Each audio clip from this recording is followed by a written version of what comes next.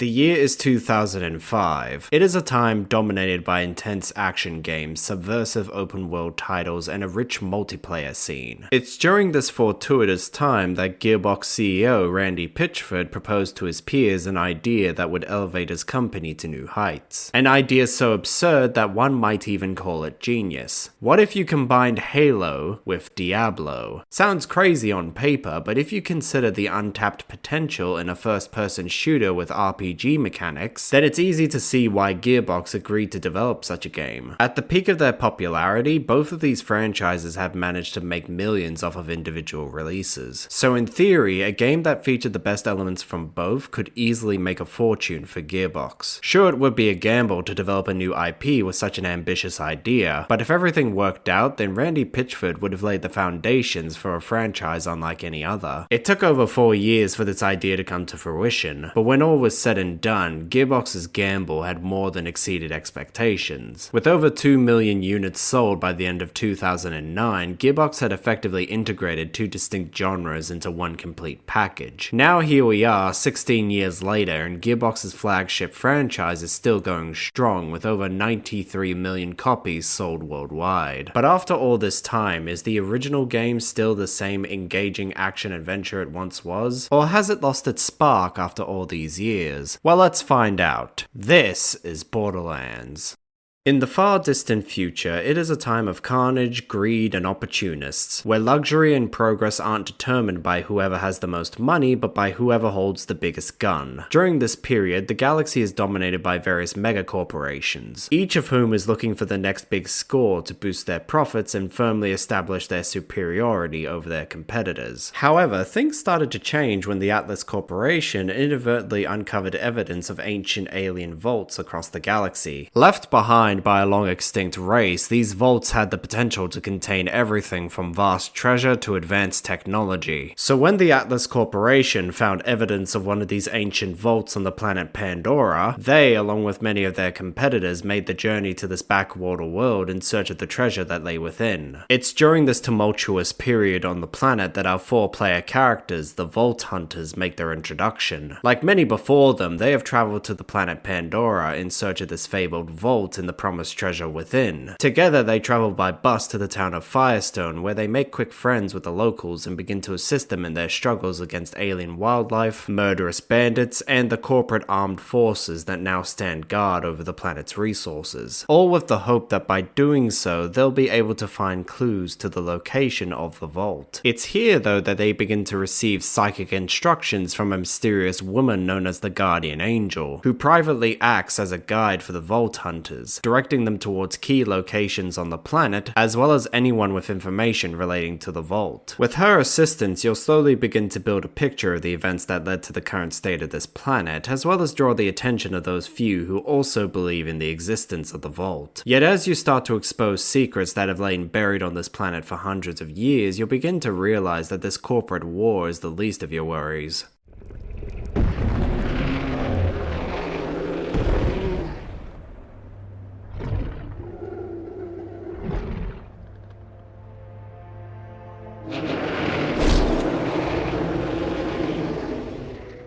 Credit where it's due, as ludicrous as this game's premise sounds, it actually ended up being set up perfectly. The writers make it pretty clear during the game's opening that this ain't no traditional good versus evil story. While there are several antagonists for you to contend with across this lengthy campaign, none of them has a firm enough presence within the story to be classified as the main one, nor do any of the side characters do enough that you form a genuine attachment to them. Throughout the whole game, there's a notable disconnect between you and the characters in the story, one which has allowed the developers to firmly establish the game's status quo. That being that you're a mercenary who kills people for money. You're not here to save the world or protect the innocent. Pandora is a lawless planet that knows no peace, but somewhere out there is a crapload of treasure just waiting to be found. So you'll travel from town to town, helping those in need, all in the hopes of finding this legendary vault. It's a straightforward setup that allows you to become firmly ingrained in the core gameplay loop, and if you happen to get attached to any of the characters in the process, then that's entirely your choice.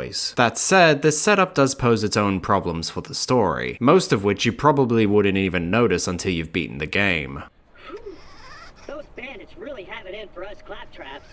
Using us as target practice is not part of our programming. And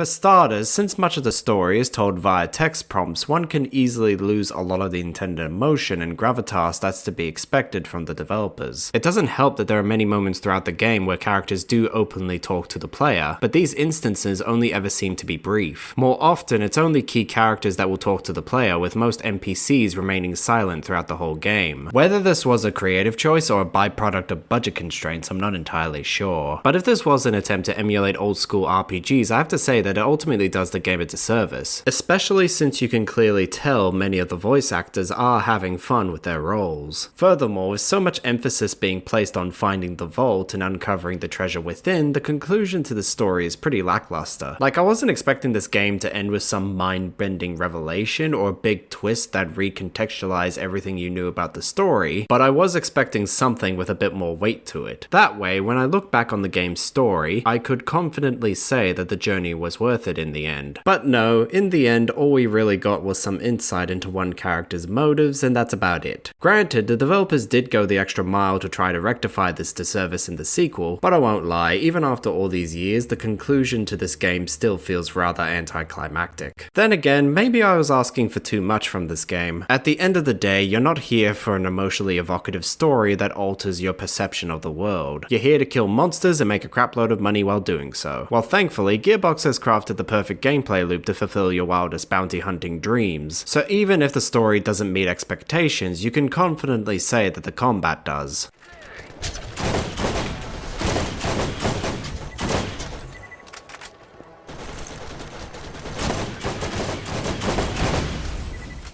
At its core, Borderlands, like any RPG, is defined by one thing: the desire to become stronger. Every monster you kill, every quest you complete, and every weapon you find is all in service of this one goal: to create the ultimate Vault Hunter. One who will be able to overcome any challenge, no matter what the odds might be. It's by no means easy, and you'll undoubtedly struggle, especially in the early game. But over the course of this lengthy campaign, you'll find plenty of opportunities to test your skills, build your strength, and craft the ideal character to tackle the many foes that await you. To begin this journey though, first you must pick your character. You've got 4 Vault Hunters to choose from, and each has their own unique abilities and playstyles that they specialize in. Furthermore, while each character is capable of using the same weapons as their peers, only certain characters have distinct advantages with particular weapon types. As such, it's imperative that you consider exactly how you want to play the game before picking your class. For starters, you've got Mordecai. He's skilled with snipers and repeaters, making him ideal for those seeking a playstyle that rewards precision. His special ability allows him to summon Bloodwing, a bird that homes in on any enemy within your general vicinity and delivers a powerful strike, the ideal tool for any wannabe hunter. Next up is Lilith. She is proficient with SMGs and elemental weapons, making her ideal for those seeking to employ hit-and-run tactics on their enemies, as exemplified by her special ability, Phase Walking. This allows her to turn invisible for a short time, giving you ample opportunity to reposition yourself, escape from danger, or deliver a sneak attack to any unsuspecting foes. Following her is Roland. An all-rounder, his preferred weapons are assault rifles and shotguns, making him the ideal choice for any newcomers to this game, especially since his special ability allows him to deploy an automated sentry turret with its own personal shield, effectively giving you the means to both protect yourself and fight back against your enemies. Finally, you've got Brick. The biggest and most aggressive character in the game, he's all about getting up close and personal with your enemies. As such, he's proficient with both shotguns and explosive weapons, while his special ability transforms him into a blood-crazed berserker. In this state, he can't use any of his guns, but his melee damage is amplified significantly, giving you both the power and the means to tear apart your enemies with your bare hands.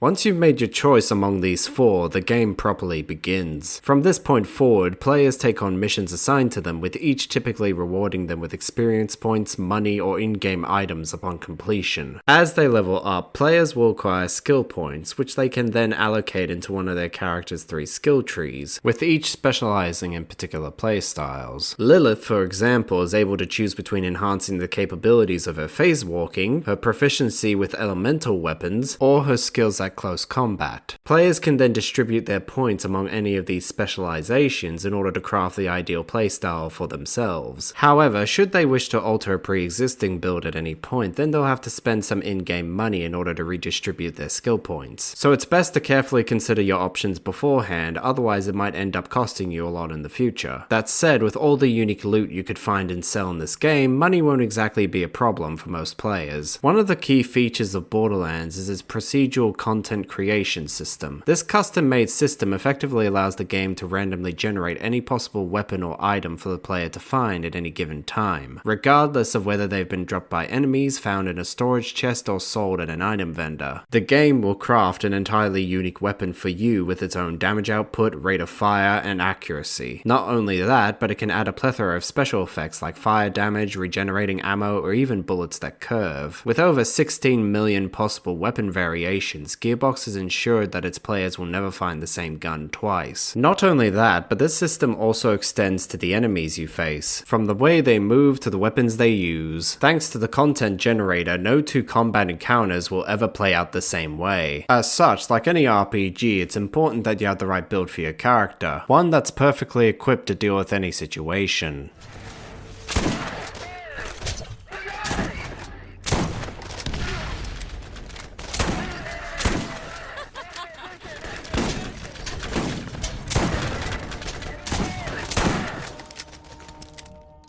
When it comes to player customization, you have free reign to personalize both your offensive and defensive capabilities, from your weapons to your shields to even the grenades you throw. Everything you use to protect yourself has the potential to be a unique tool of destruction. While initially you'll only be able to use 2 weapons, before the end of the game you'll be able to equip 4 different weapons to your character, giving you ample room to personalize your fighting style by choosing from any of the game's 8 unique weapon types. So if you wanted to equip yourself with 4 different rocket launchers, you can most definitely do that. Or if you wanted to have a mixed variety of different SMGs and assault rifles, then you could do that too. It's entirely up to you. Although with each character specializing in certain weapon types, it is ideal that you have at least one of these equipped at any given time. That way, you can take advantage of any additional benefits that come with your class. As for your grenades though, you're only able to throw one type at any given time. But since their effects can vary wildly, there's ample opportunity for you to customize them. From proximity grenades to sticky bombs to even explosives that steal enemy health and give it to you. There are grenades for every occasion. With all the unique enemies you might encounter throughout the game, you'll find plenty of opportunities to test them out. Of course, it's not only the weapons that you'll be allowed to personalize. One of the first items you'll acquire in Borderlands is an energy shield. This essentially serves as a second health bar for your character, except unlike your actual health, it'll regenerate itself whenever you're not taking damage, meaning that so long as you've got energy left in your shield, you're effectively impervious to harm. So naturally, you'll want to upgrade your shield's energy capacity as soon as possible to ensure you're always protected. That said, there are plenty of enemies throughout the game that can reduce both your health and shields to 0 in an instant, so don't ever assume your shields can protect you from everything. Furthermore, if you lose all your health, then you'll either have to be revived by another player or kill an enemy in order to achieve a second wind. Fail to do either and you'll be brought back to life at the last new use station that you passed, losing some of your money in the process. So unless you want the Space IRS to pay you a visit, then you better be mindful of how much health you have at all times. That said, even if Borderlands bears all the qualities of an old school RPG, it is still first and foremost a first-person shooter. So as long as you've got bullets in your gun and a single speck of health left, the fight is never truly over.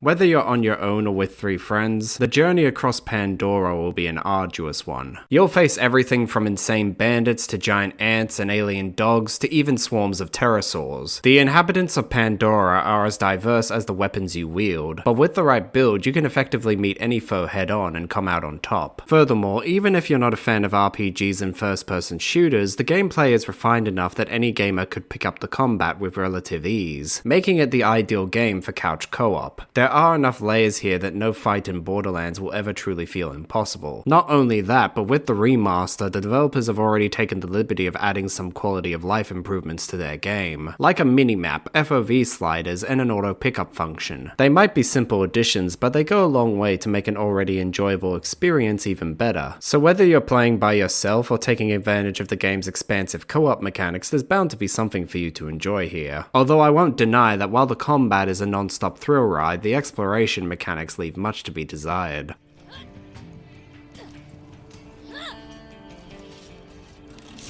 More loot? Don't mind if I didn't.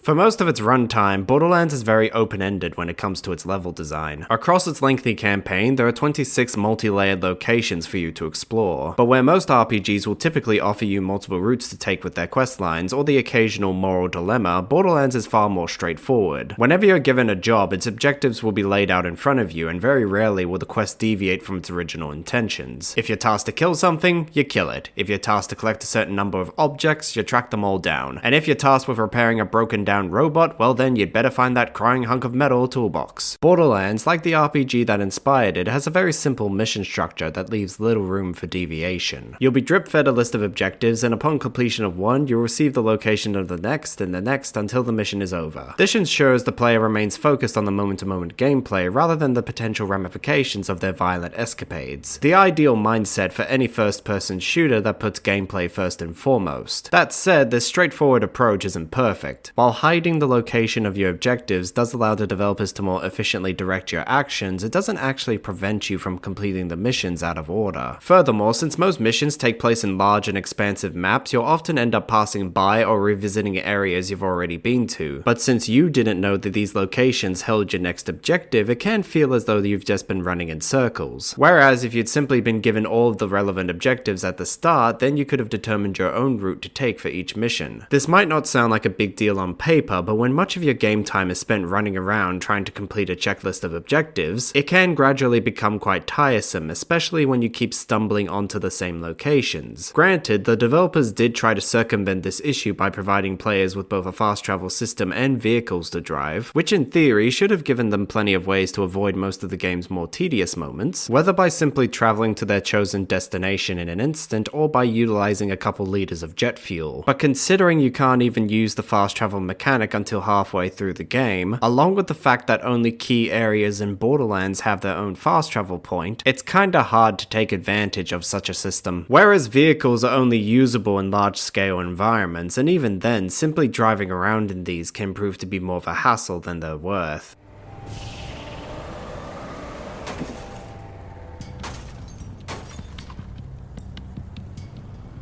I'm not gonna lie, going from a steady first-person POV to a more janky and uneven third-person POV can be quite disorienting, especially when said POV only exists whenever you're strapped to the seat of a rocket-powered dune buggy. Combine that with controls that belong in an arcade game, along with combat that is only viable due to your vehicle's unlimited ammo, and what you're left with is an uneven experience that can leave you frustrated at any given moment. The only saving grace here is that the developers kept the roads in the base game relatively tame, so there were a few moments that required precision when driving. Furthermore, despite the control issues, vehicle combat is relatively straightforward. You've got two weapons at any given time, a simple machine gun at the front of your vehicle and the choice of two turret guns, either a more powerful machine gun or a rocket launcher. If you're driving around with a friend, then they'll have control over the turret gun while they're in your vehicle, otherwise you'll have full control over your car's arsenal. However you choose to play though, this combination of weaponry is well suited for dealing with any enemies you find on your travels. Of course, if you're in a hurry and don't have time to deal with a sudden combat sequence, then you could always just run down your enemies. It's a simple solution, but it's always proven to be effective.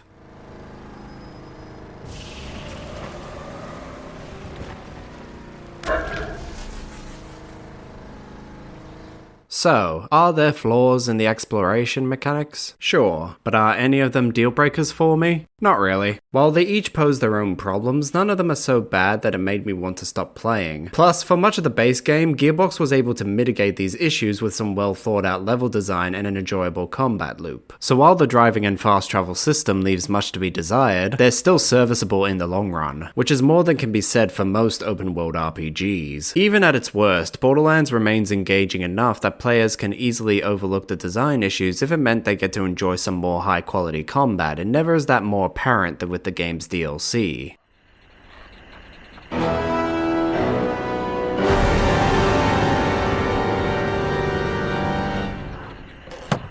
Within the years following the game's initial release, Gearbox provided its players with 4 pieces of post-game DLC, each of which included new enemies to fight, locations to explore, and weapons for you to find, all supplemented by more of this franchise's trademark humor and wackiness. First up, we got the Zombie Island of Dr. Ned, a horror-themed DLC that leads you onto an island that's been overrun with, you guessed it, zombies. The Vault Hunter is tasked with finding a cure to the zombie plague and stopping the spread of infection, all the while having to deal with the mysterious machinations of Dr. Ned. For the first piece of DLC, Dr. Ned's Zombie Apocalypse does a good job of both exploring its chosen theme while adding a plethora of new challenges for the player to contend with. Next up is Mad Moxie's Underdome Riot. An arena-themed DLC, this one tasks players with taking on hordes of increasingly difficult enemies in various arenas, with the promise of new weapons and gear upon completion. Of the 4 DLC packs, this one is definitely the most simplistic, with no actual story attached to it. It's more or less just an excuse to throw hordes of enemies at the player with various gameplay modifiers to spice things up, making it ideal for those who want to test out new builds or engage in some chaos with their friends. But then we have the Secret Armory of General Knox. Set after the main campaign, this one tasks you with hunting down the remnants of the Atlas Corporation at the request of new character Athena. Do so and you'll gain access to General Knox's armory, a vast treasure trove of weaponry fit for a king. Among the 4 pieces of DLC, this one is both the hardest and most story-rich in the whole game. By the end, you'll have a firm grasp of who both Athena and General Knox are and how each ended up where they are in the DLC. So much so that it wasn't too much of a shock to me when Gearbox brought Athena back in the pre-sequel. Clearly they realized the character had a lot of untapped potential just waiting to be explored. Still, just when you thought you'd seen everything, Gearbox presents us with their final piece of DLC, Claptrap's New Robot Revolution. It is a bold and ambitious story telling the heroic tale of Claptrap and his desire to liberate his robotic brethren from the evil machinations of us squishy humans. To do so, he'll use what little brain power he has to build an army and subjugate the entire planet. Sounds absurd, I know, but you'd be surprised just how nefarious this walking talking trash bin can be when given the opportunity to do so. While the story is relatively simple, it does a good job of laying the groundwork for the future of this franchise, all the while paying homage to every challenge you've faced up until now, effectively ending the game with a bang.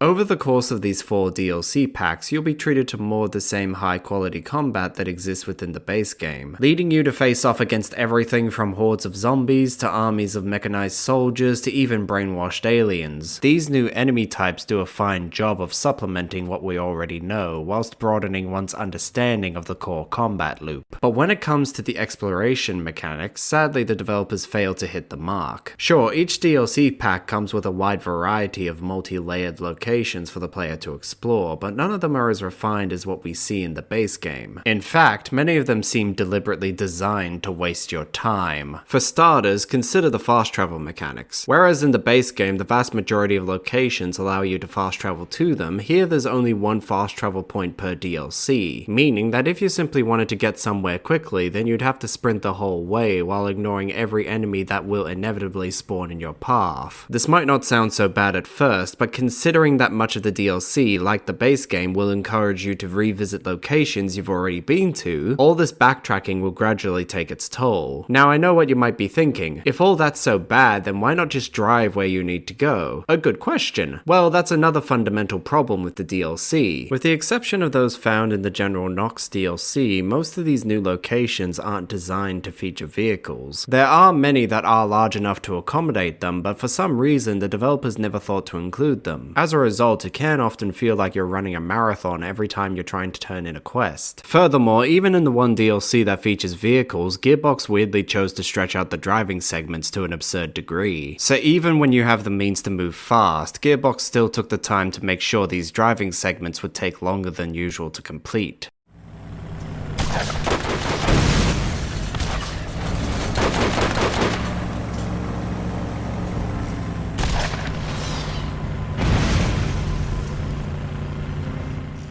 I can understand that Gearbox wanted its players to feel like they got their money's worth, but they should have focused more on delivering a quality product rather than just making the DLC levels pointlessly big. Especially since the RPG genre is one that actively encourages replayability, typically through the incorporation of multiple character classes, builds, and weapon types, all of which Borderlands already had before the DLC came out. So while you can still find enjoyment in the DLC despite its flaws, I can understand why many players would feel like their experience with Borderlands was damaged because of its inclusion. Still, with all the unique themes present in the DLC, it did encourage the game's composers to get creative when writing the music.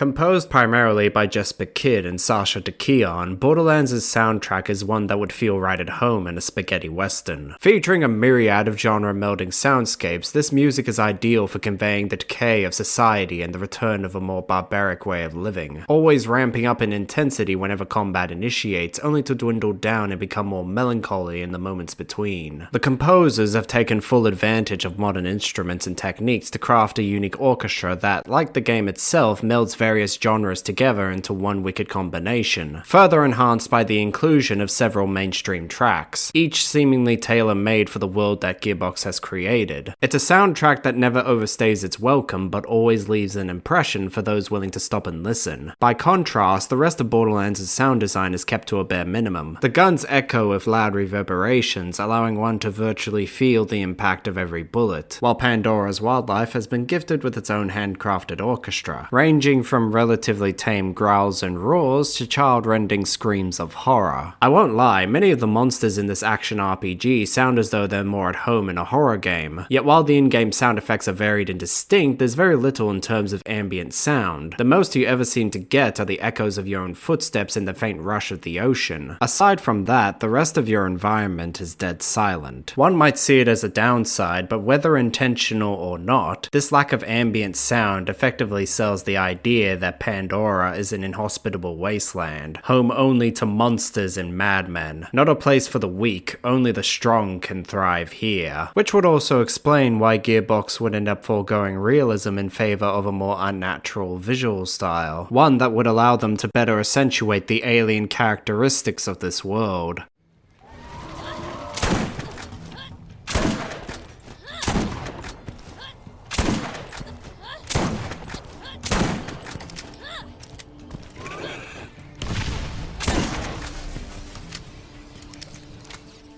Rather than trying to be hyper-realistic like many other games these days, Borderlands broke away from the pack by adopting a visual style reminiscent of classic comic books and graphic novels. In doing so, it inspired the art team to get creative, designing characters that defy conventional physiology and allowing one to truly feel as though they've stepped onto an alien planet. No easy feat for any aspiring developer, but Gearbox took full advantage of their game's unique art style to craft a sci-fi universe unlike any other. Hunter, one that features a planet mostly consisting of large deserts, rundown towns, and ancient alien temples, while also possessing an ecosystem made up of monstrous canines with unhinged jaws, alien bats that live inside a giant monster, and giant ants that can roll around like Sonic. This is all without even taking into consideration all the armed soldiers, crazed bandits, and robots you might encounter on your travels, all of whom look distinct enough that one can easily tell the difference between standard and elite enemies. Pandora is a planet that embodies chaos, the ideal place for any aspiring treasure hunter to call home, featuring a primarily dark color palette that perfectly complements the story's grim nature. But like Australia, while its consistently drab aesthetic can be quite charming, it can also prove to be a detriment at times, especially during combat. Since everything in Borderlands tends to share the same color palette, it can be easy for one to lose track of who they're supposed to be shooting at, especially amidst the game's more chaotic combat encounters, where you can have several dozen different enemies all attacking you at once. Thankfully though, the game's natural lighting is bright enough that any skilled player can easily recognize their opposition, and since few enemies in Borderlands tend to remain stationary, one can easily find their next target by just scanning their environment for movement. So for the most part, Gearbox is able to ensure that the visuals match the tone of the story without causing any long-term issues with the gameplay.